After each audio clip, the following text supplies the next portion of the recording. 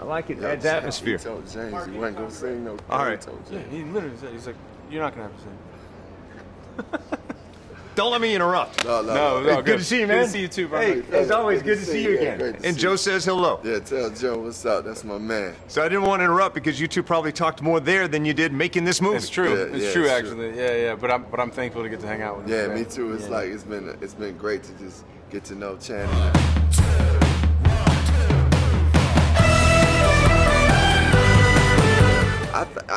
I thought when we were going to start the film that we would be like working with each other, but it didn't happen that way. It worked out though, but because Carrie was our director, who I would do a lot of my recording with.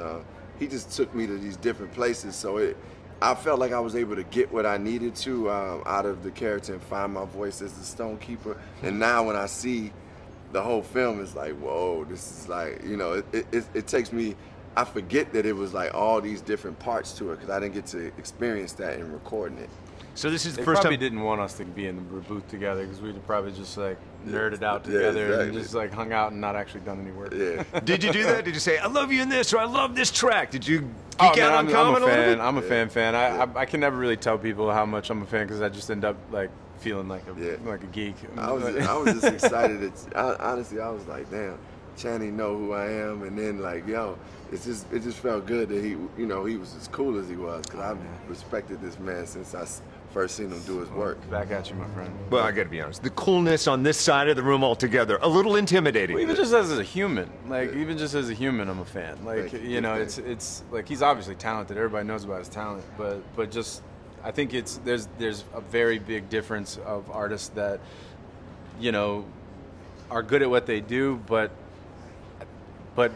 who they are doesn't supersede their talent in a way, and I think Common, just who he is as a human, supersedes his extraordinary talent as it is. Amen. Yeah, thanks. Good We have a mutual friend, so I can concur and validate that response. All right, so I'm spent, so I'm going to turn it over to viewers, okay? Cool, great. This is Nigel.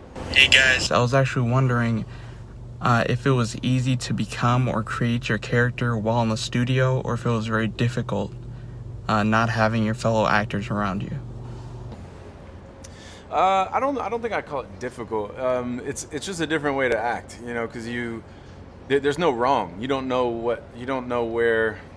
You really just got to listen to your director and kind of, because he's got the whole thing like kind of at a 30,000 foot view and is really moving all the levers and dials and things and we'll go down like a track of like a bit or something and he's listening. So he's listening, and you just have to like really trust that he knows where you're supposed to be, and just kind of surrender to that. Yeah, and you have to be open to that you're gonna like develop and find that voice and find whatever vibe you need for the scene.